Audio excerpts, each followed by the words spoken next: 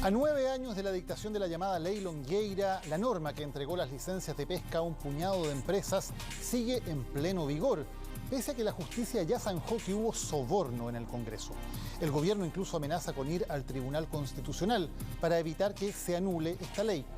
Mientras, un puñado de pescadores artesanales de Arica acaba de lograr un triunfo histórico en la Corte Suprema contra los intereses de la empresa Corpesca. Los dueños del mar chileno, en el reportaje que preparamos junto al equipo de Chilevisión Noticias. Sobre el Morro de Arica, una enorme bandera chilena marca el comienzo de nuestro mar.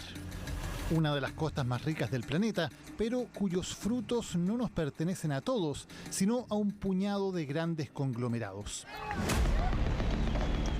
Esta es una historia de privilegios y corrupción, pero también de una lucha de David contra Goliat, la improbable batalla que está dando y ganando un puñado de pescadores.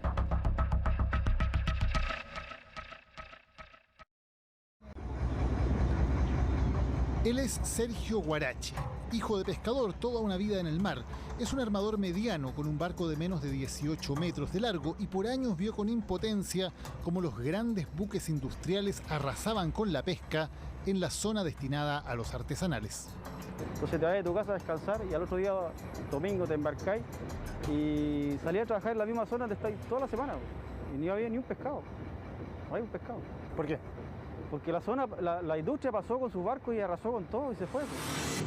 Son las llamadas perforaciones. La ley reserva la primera milla desde la costa para los artesanales pequeños y hasta la milla 5 para los medianos, como Sergio.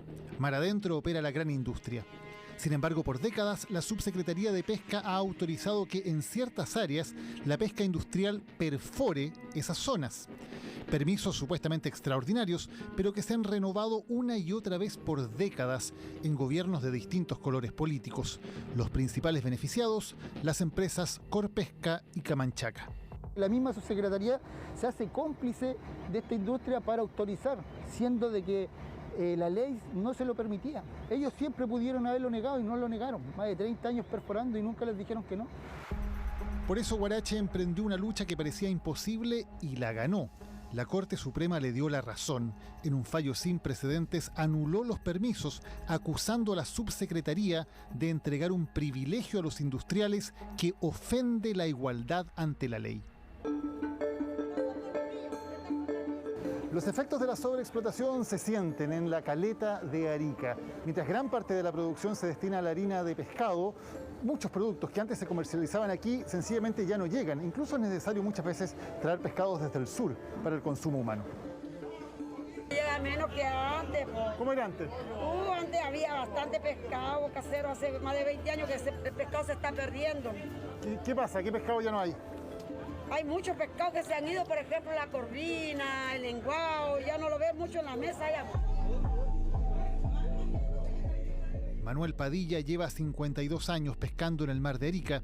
Recuerda con nostalgia cuando llevaba toda la riqueza del mar a los puestos de venta de esta caleta. Antes teníamos harto pescado, ahora no nos queda nada ya. ¿Por qué? Bueno, una que las industriales, hay veces lo matan el pescado, no lo dejan crecer. La inmensa mayoría de esos peces ahora pasa por estas plantas para convertirse en harina de pescado para consumo animal. Otra fracción se usa para producir aceite omega 3. Todo eso se convirtió en harina de pescado, cojinoa, mono, corvina. Todo ese pescado se convirtió en harina de pescado cuando los barcos se metían a la orilla. Por eso que ahora no tenemos nada, lo que hay. Esto es lo que dejó Corpesca. La ley de pesca entregó la gran mayoría de los permisos de pesca del norte a los industriales, especialmente a Corpesca. En otras regiones la distribución fue más equilibrada. En Aysén, por ejemplo, los artesanales controlan el 60% de la cuota de la merluza del sur. Yo creo que allá pagan más por la sencilla razón de que allá hay harta competencia, ya hay más de 2 plantas, por decirlo menos. Acá en Arica hay una y en Iquique hay 2. Pero ¿cuál es el tema? Que el gobierno abra la posibilidad a que exista o se instalen nuevas plantas. ¿Por qué no podemos hacer acá plantas pequeñas? Porque aquí nada se puede, porque les tenemos regalado aquí el mar. En Arica, los pescadores dependen de que la empresa les entregue cuotas, si no, se quedan de brazos cruzados gran parte del año. Entonces, para poder operar el resto del año, tenemos que aceptar las condiciones que dice Corpesca. Entonces, es el gobierno el que nos puso en esta situación porque a la fecha no ha pasado nada. Para salir al mar dependen de Corpesca y cuando vuelven al puerto de Arica tienen una sola opción porque Corpesca es el único comprador para su producto. La empresa pone las reglas y fija los precios. ¿Tú ves alguna otra planta pesquera en la costa? No hay. Y si tú te vas a reclamarle algo a alguien, te dicen, ándate a otro lado. La planta más cercana está en Iquique, a más de 114 millas. Esos son por lo menos 13, 14 horas de navegación. O sea, el pescado te va a llegar descompuesto. El único poder comprador que tenemos, ese es el tema. Si hubiera libre competencia, yo creo que habría más oportunidades, pero lamentablemente llevamos muchos años en este mismo sistema. Corpesca decidió no responder las preguntas de este reportaje y se limitó a enviar un comunicado de la Asociación de Industriales Pesqueros del Norte. Dicen que las perforaciones fueron autorizadas por la subsecretaría en base a informes científicos y previo acuerdo con artesanales y que la decisión de la justicia coarta la operación industrial con el consiguiente impacto social y económico para el país. ¿Cómo Corpesca logró convertirse en un monopolio todopoderoso en Arica? La historia se remonta al plebiscito de 1988.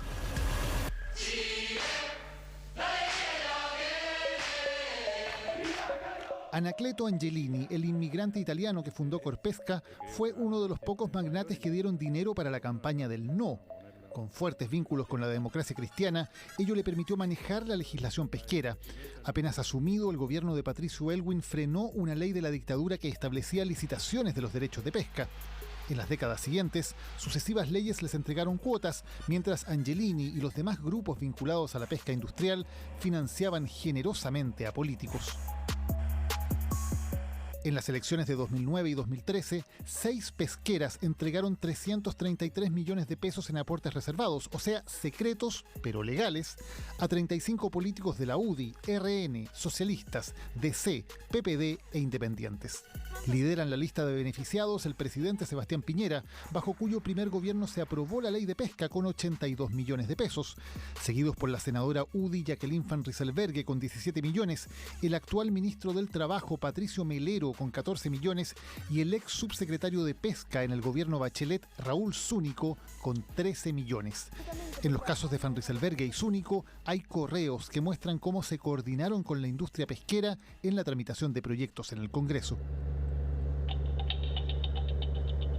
Las riquezas del mar chileno deberían beneficiarnos a todos, pero en la práctica han sido entregados a un pequeño puñado de empresas.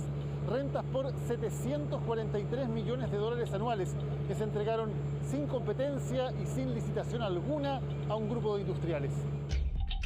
La captura del mar se completó en 2012, cuando el Congreso despachó la ley Longueira. Una profunda satisfacción porque estamos terminando una gran ley para Chile.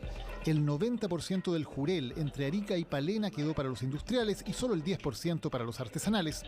La sardina española y la anchoveta en el norte van en 84% para pesca industrial y 16% para la artesanal, según la ley.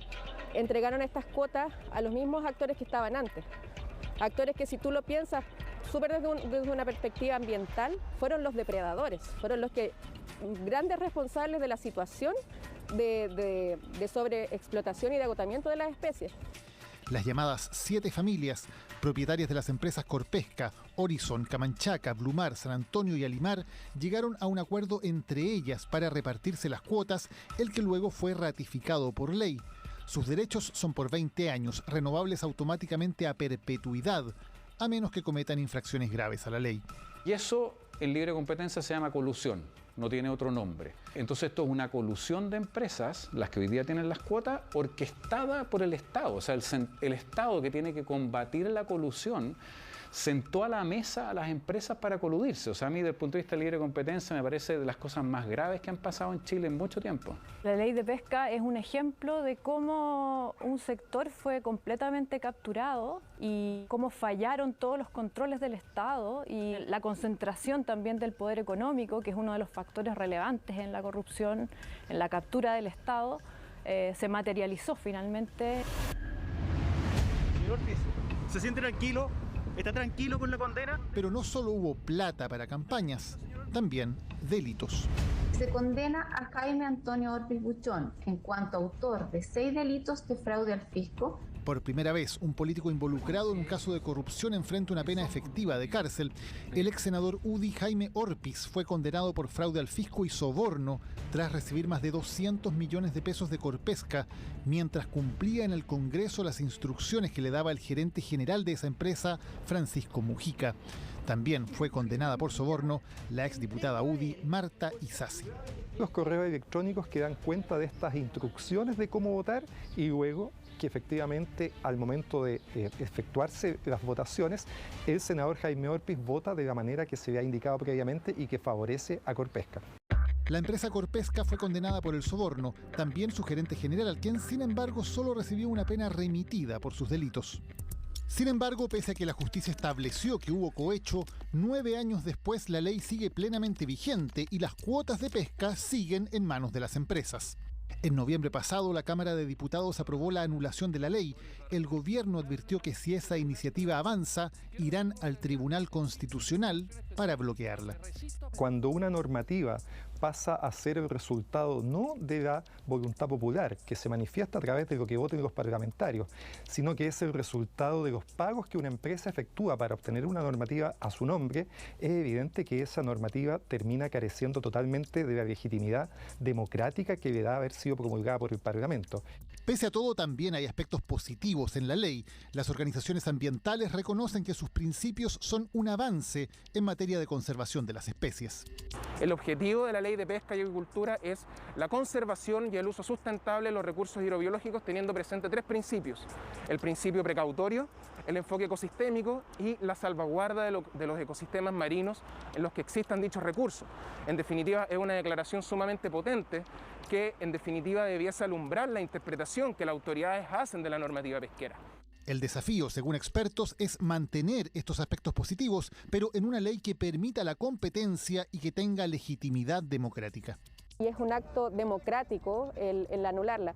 Ahora el desafío es cómo rescatamos todos estos elementos buenos que tenía la ley, que tenían que ver con sustentabilidad. Ese recurso, en la medida que el mar es chileno, que los peces están en mar chileno, pertenecen a todos los chilenos, y lo razonable es que haya cuotas de pesca para que no haya sobreexplotación, pero que se liciten y se pague por ese insumo básico que proveó la naturaleza y nos pertenece a todos. Las licitaciones no son un mecanismo de asignación que esté validado a nivel internacional.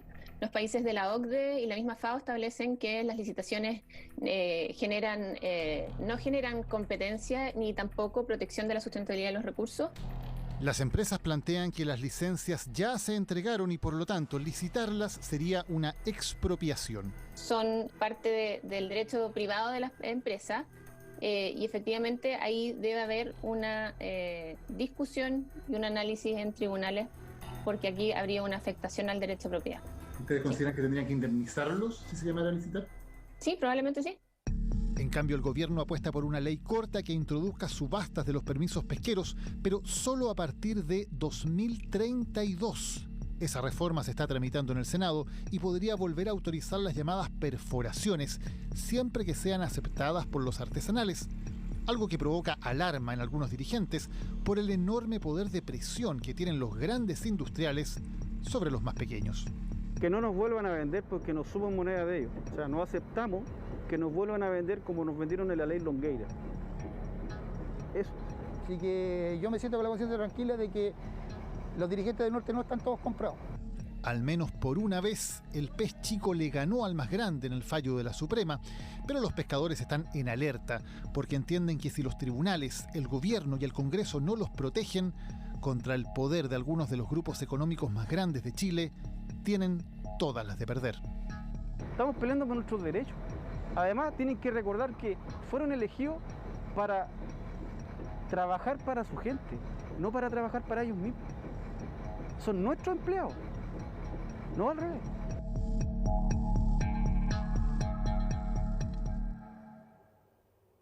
Colusión, monopolios, sobornos, algo que no tiene nada que ver con la libre competencia, con el libre mercado que dicen favorecer las autoridades